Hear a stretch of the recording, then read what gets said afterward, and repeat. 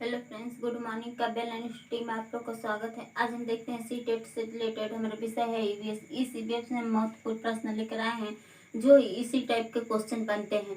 C TET हो, EP TET हो, ये कोई भी टेट होता है, इसी टाइप के क्वेश्चन पूछता है। तो हम देखते हैं हमारा पहला क्वेश्चन क्या है। तो हम जो पहला हम क्वेश्चन लेकर आए हैं वह कूट वाला क्वेश्चन है। वह कूट वाला हमारा पहला क्वेश्चन कूट वाला है। तो हम देखते हैं कूट वाला प्रश्न को हम कैसे सॉल्व करेंगे।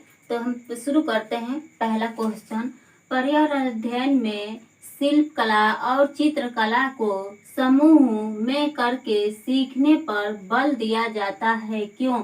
मतलब इसमें जो है, यह जो है पर्यावरण में जो पर्यावरण जो होता है चित्रकला और शिल्प कला जो होता है वह सामूहिक, मतलब सभी बच्चों को इकट्ठे करके और उसको जब करके सिखाते हैं, मतलब बालक को करने के लिए प्रोत्साहित करते हैं कि बालक जो बच्चे होते हैं वो करके सीखे। और जब वो करके सीखते हैं तो जब उन्हें जितना हम लोग प्रोत्साहित करेंगे वो करके सीखेंगे तो वो जल्दी सीखेंगे, उस कार्य को करने के लिए जल्दी सीखेंगे।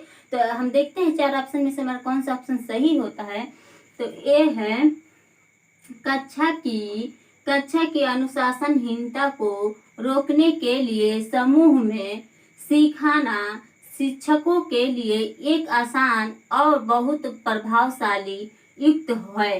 तो इसमें जो है, जो शिक्षक होता है, शिक्षक के आसानी के लिए नहीं हम सिखाते हैं, शिक्षक के आसानी के लिए नहीं, बल्कि बच्चे को ऐसे सिखाएं कि वो बच्चे करके सीखे, ताकि वो आसानी से सीख सके और जल्दी करने का और उनकी जिज्ञासा को, उनकी भाव को उत्पन्न करें, ताकि उनका जो सीखने का है, करके सीखने का अनुभव आसानी से हो सके।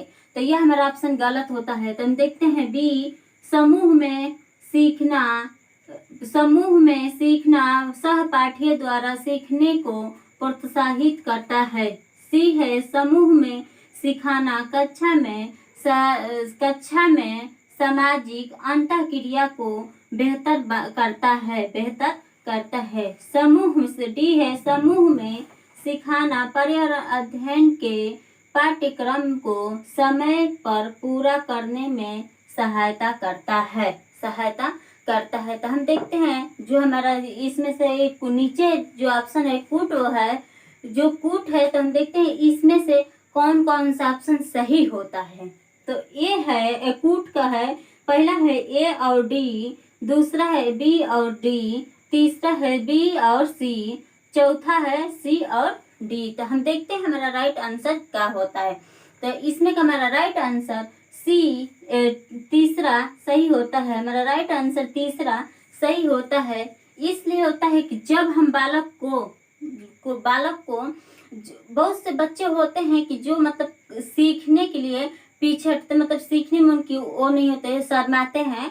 तो उस बालक को प्रोत्साहित जब करेंगे और उसकी जिज्ञासा को उत्पन्न कराएंगे, तो जब कराते समय उसको सामूहिक कार्य में खेलने के लिए, कूदने के लिए, खेल कूद, बैठने, मतलब बातचीत करने के लिए उसको प्रोत्साहित जब करते हैं, तो यही है जो समूह में सिखाना, सहपाठी जो होती है, उनकी जो सहपाठी होती है उनके साथ में मिलकर रहना और के द्वारा सीखने को प्रोत्साहित करते हैं। मतलब जब प्रोत्साहित करेंगे तो वह बालक जब सीखने लगेगा, अपने मतलब सहपाठियों के साथ में सीखने लगेगा, तो वह जब करके सीखता है तो जल्दी सीखता है। तो यह हमारा राइट आंसर होता है, यह सही होता है।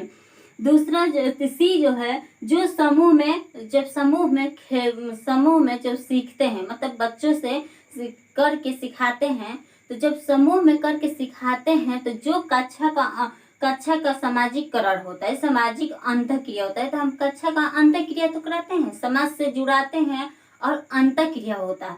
जब अंतःक्रिया होता है तो वह उनका जिज्ञासा उत्पन्न होता है, उनका भाव उत्पन्न होता है, उनका संस्कृत से जुड़ते हैं। जब जुड़ते हैं तो जब समाज से, सांस्कृतिक से, एकीकृत से, ये सबसे जुड़ते हैं, एकीकरण से जब जुड़ते हैं, तो जब सबसे जुड़ेंगे तो उनका अंतःक्रिया हो रहा है, तभी तो जुड़ रहा है ना।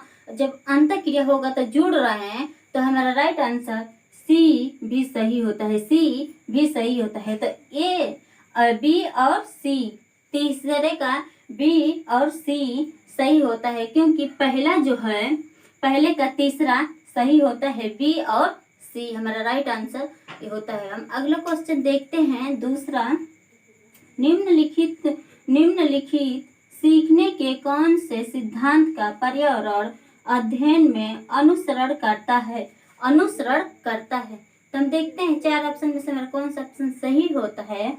तो ए है वैश्विक के स्थानीय, बी है अमूर्त से मूर्त, सी है अज्ञात से ज्ञात, डी है ज्ञात से अज्ञात। तो हम देखते हैं हमारा राइट आंसर क्या होता है। तो हमारा राइट आंसर जो डी सही होता है, डी सही होता है, क्योंकि ज्ञात से अज्ञात हमारा सही होता है। पहले हम ज्ञात करेंगे तब अज्ञात की तरफ जाते हैं। तो जो पर्यावरण का जो सिद्धांत होता है, पर्यावरण से जब जुड़ते हैं तो पहले हम ज्ञात की ओर जाते हैं। जब ज्ञात की ओर जाते हैं मतलब उससे जुड़ते हैं, पर्यावरण से जब जुड़ते हैं तब ज्ञात से अज्ञात की ओर होता है। हमारा राइट आंसर डी, दूसरे का डी सही होता है। हम अगला क्वेश्चन देखते हैं तीसरा। निम्नलिखित में से कौन सा पर्यावरण अध्ययन में सीखने का रचनात्मक आकलन का साधन नहीं है? तो हम देखते हैं 4 ऑप्शन से हमारा कौन सा ऑप्शन सही होता है। तो जो नहीं है तो हम यहाँ पे अंडरलाइन कर देंगे ताकि हमें पता चले कि नहीं पूछा है। कभी कभी ऐसा होता है कि नहीं पूछता है पर हाँ में लगाकर चल देते हैं। तो हम देखते हैं कि हमारा राइट आंसर क्या होता है। तो ए है प्रेटोफोलिया, बी है क्रम निर्धारित मापनी, सी है वर्णन अभिलेख, डी है वार्षिक उपलब्ध परीक्षण। तो हम देखते हैं हमारे इसमें से राइट आंसर क्या होता है। तो हमारा राइट आंसर होता है डी सही होता है, क्योंकि वार्षिक उपलब्ध परीक्षण जो होता है वह रचनात्मक आकलन में नहीं शामिल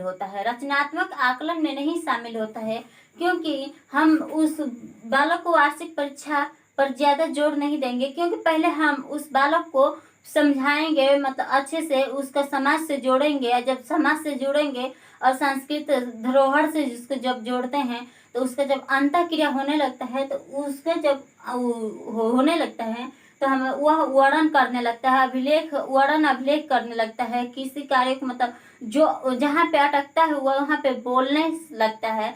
तो हम इस पे प्रभाव डालेंगे, पर इसमें पूछा है कि नहीं है तो हमारा राइट आंसर डी सही होता है। हम अगला क्वेश्चन देखते हैं चौथा। निम्नलिखित में से किसको पर्यावरण अध्ययन में बच्चों के आकलन में दूर करना चाहिए? तो हम देखते हैं 4 ऑप्शन में से हमारा कौन सा ऑप्शन सही होता है। तो ये है बच्चों के उत्तरों को सही या गलत रूप में आंकना, बी है कक्षा 5 के ईपीएस पाठ्य पुस्तक में प्रत्येक पाठ्य के अंत में दिए गए आज हमने क्या सीखा पर चर्चा। मतलब यह जो है इस ऑप्शन बी में कह रहा है कि जो पाठ्य पुस्तक ईपीएस का होता है, कक्षा 5 में जो बालक होता है वो ईपीएस पढ़ता है, पर्यावरण से जुड़ता है। जब जुड़ता है तो उसके पाठ्य पुस्तक के पीछे क्या दिया रहता है उसे हम आज जाने। तो यह जो होता है चर्चा करें या जाने, यह जो उसके पीछे वाला जो अंत वाला जो भाग होता है उसे हम नहीं, उसको तो पर्यावरण से हम जोड़ कर रखते हैं। सी है आकलन के संकेतों का उपयोगी, डी है बच्चों के सीखने के गुणात्मक आकलन।